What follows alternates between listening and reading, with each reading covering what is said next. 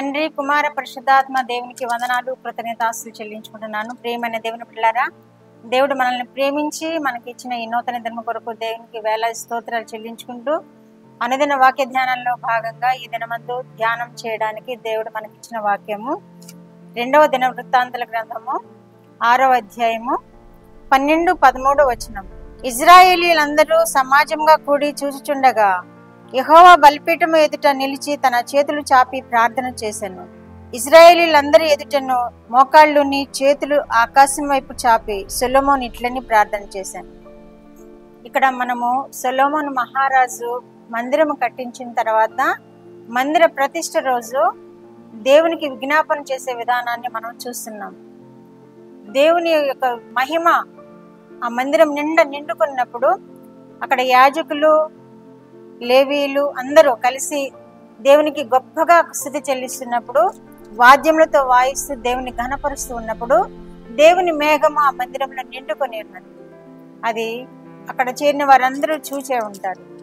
అక్కడ యాజకులు సేవకులు లేవీయులు అక్కడ చూడలేక ఆ ప్రత్యక్షతను చూడలేక యువతలకు వచ్చినట్లుగా మనం చూస్తున్నాం.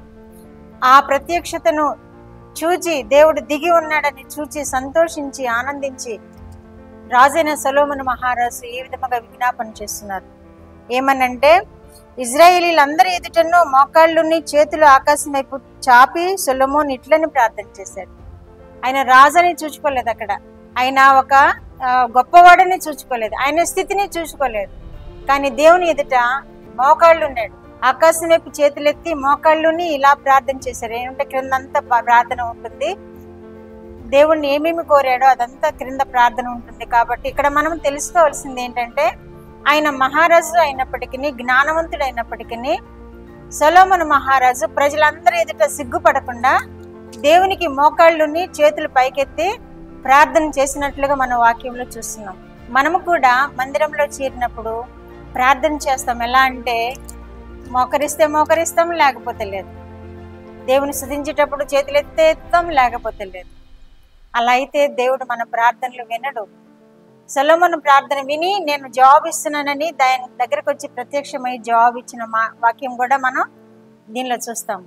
కాబట్టి ప్రియమైన దేవుని బిడ్డలారా, మనం ఇక్కడ నేర్చుకోవాల్సింది ఏంటంటే, రాజైన సొలొమోను అయ్యుండి ప్రజల ఎదుట సిగ్గుపడకుండా మోకాళ్ళుని చేతులు ఆకాశం వైపు ఎత్తి ప్రార్థన చేసిన విధానాన్ని మనం నేర్చుకోవాలి.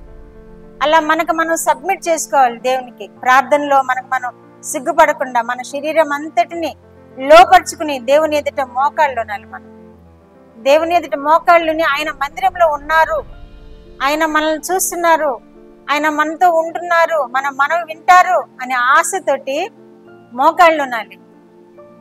హృదయపూర్వకముగా ఆయన వైపు మన హృదయాన్ని ఎత్తాలి, హృదయపూర్వకంగా ప్రార్థన చేయాలి, చేతులు ఎత్తాలి, ప్రార్థన చేయాలి. అప్పుడు దేవుడు మనకి ఈ సొలొమోను మహారాజుకి ఇచ్చిన జవాబు మనకు కూడా ఇస్తాడు. ఆయన అడిగిన వాటికి అన్నిటికీ జవాబు ఇచ్చారు. ఆయనకి ఇంకా అనేక మేళ్ళు ఇచ్చారు. మనము కూడా ఆ విధముగా సొలొమోను మహారాజు తగ్గించుకుని అడిగినట్లుగా మనం కూడా అడిగితే మన కోరికలు కూడా ఏం అడుగుతున్నారో మీరు వాటిని తప్పక నెరవేర్చే దేవుడుగా ఉన్నారు. మీరు ఏమి ఆయన ఎదుట, ఆయన పాదాల ఎదుట ఏ విన్నపాలు మీరు పెడుతూ ఉన్నారో అవి తప్పక నెరవేర్చే దేవుడై ఉన్నాడు. ఎప్పుడు సొలొమోను మహారాజు వల్లే మనము సిగ్గుపడకుండా ఆయనకి చెందవలసిన కీర్తి స్తోత్ర మహిమలు చెల్లించే విధముగా ఆయన మందిరంలో మనము ఆరాధించినప్పుడు, ప్రార్థించినప్పుడు, ఆయనకి లోబడినప్పుడు దేవుడు తప్పక మనకు కూడా జవాబిచ్చే దేవుడని ఈ వాక్యం ద్వారా తెలుసుకుంటున్నాము. కాబట్టి మనం కూడా అటు దీవులు పొందుదాము గాక. ఆమేన్. ప్రార్థన. మా దేవా, మా ప్రియ పరలోక ప్రభువా, మీ పరిశుద్ధ పాదములకు వందనాలు, స్తోత్రాలు నాయనా. మా రక్షకుడు అని యేసుక్రీస్తు దేవా, పరిశుద్ధాత్మ దేవా, త్రిత్వ దేవా, మీకు వేలాది స్తోత్రాలు ప్రభువా. మాకు ఇచ్చిన వాక్యం కొరకు మీ స్తోత్రాలు నాయనా. అయ్యా, మందిరంలో ప్రభువా మీ ప్రభావం చూపిన దేవా, మీకు స్తోత్రములు ప్రభువా. మేము కూడా నాయన ఆ విధముగా మిమ్మల్ని స్తుతించి నాయన మందిరంలో మీ ప్రభావం చూడగలిగినట్లు కన్నులను మాకు దయచేయండి దేవా. మీ స్తోత్రములు నాయన. చేరిన బిడ్డలందరినీ మీ పాదనది పెడుతున్నాను ప్రభువా. దేవా నాయన, సొలొమోను మహారాజు వల్లే నాయన ప్రజలందరూ ఎదుట సిగ్గుపడకుండా ప్రభు మోకరించి చేతులు ఆకాశం వైపు ఎత్తి ప్రార్థన చేసి నాయన జవాబు పొందుకున్నట్లుగా ప్రభు ప్రజలందరూ నాయన చూస్తున్న వారందరూ ఆ విధముగా మోకాళ్ళుని ప్రభు వారి మనవులను మీకు తెలియచేసి వారి చేతులు ఆకాశం వైపు ఎత్తి మీరు వింటున్నారని, మీరు మాతో ఉన్నారని విశ్వాసంతో ప్రభువా వారు ప్రార్థన చేసి నైనా వారి అవసరతలన్నీ మా ప్రభు పొందుకొనిలాగన నైనా సమృద్ధి అయిన జీవం పొందుకొనిలాగన మీరు కృప చూపి మహిమ పొందే దేవుడవని మీకు వందనాలు స్తోత్రాలు చెల్లించుకుంటూ యేసుక్రీస్తు వారి పేరిట ఈ మనవులు మీ పాదములైతే వేడుకుంటున్నాను పరమ తండ్రి. ఆమేన్.